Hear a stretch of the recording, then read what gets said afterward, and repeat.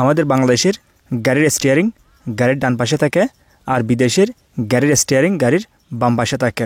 বিদেশ বলতে যেমন সৌদি আরব, আরব আমিরাত, কুয়েত, কাতার, ওমান, বাহরাইন বা এই ধরনের আরও অনেক দেশ রয়েছে যে দেশের গাড়িগুলোর স্টিয়ারিং গাড়ির বাম পাশে থাকে।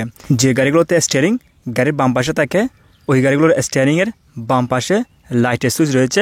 ওই সুইচের সাহায্যে আপনার গাড়ির সব লাইট কন্ট্রোল করতে পারবেন। এবং ওই ধরনের গাড়ির স্টিয়ারিংয়ের ডান পাশে রয়েছে ওয়াইফাইয়ের সুইচ। এই ওয়াইফাইয়ের সুইচের সাহায্যে আপনি গাড়ির উইন্ডশিল্ড পরিষ্কার করতে পারবেন। আর যে গাড়িগুলোতে স্টিয়ারিং গাড়ির ডান পাশে রয়েছে যেমন আমাদের বাংলাদেশের যে গাড়িগুলো রয়েছে এই গাড়িগুলোর স্টিয়ারিংয়ের বাম পাশে রয়েছে ওয়াইফাইয়ের সুইচ এবং স্টিয়ারিংয়ের ডান পাশে রয়েছে লাইটের সুইচ। আর যে গাড়িগুলোর স্টিয়ারিং গাড়ির বাম পাশে থাকে যেমন বিদেশের যে গাড়িগুলো রয়েছে এই গাড়িগুলো যখন চালাবেন এই গাড়িগুলো চালার জন্য যে অ্যাক্সেলারেটর, ব্রেক কিংবা ক্লাচ রয়েছে এগুলো কোন পাশে থাকে সেটা হচ্ছে বিদেশের অটোমেটিক গিয়ার গাড়ি চালানোর সময় ডান পা দিয়ে অ্যাক্সেলারেটর আর ব্রেক কন্ট্রোল করতে হবে।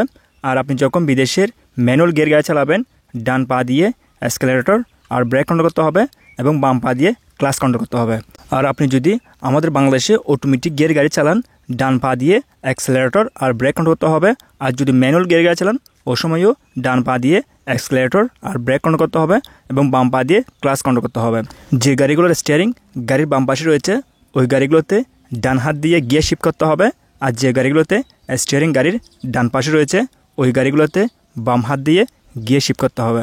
আর গাড়িতে যে বিভিন্ন অপশন রয়েছে যেমন গাড়ির এসি ব্যবহার, গাড়ির ইঞ্জিন বনেট খোলা, ইঞ্জিন চেক করা, গাড়ির বোর্ড খোলা বা গাড়িতে তেল ঢোকানো, যে আরও অন্যান্য যে অপশনগুলো রয়েছে এই অপশনগুলো দেশের এবং বিদেশের সব গাড়িতে নিয়ম একই।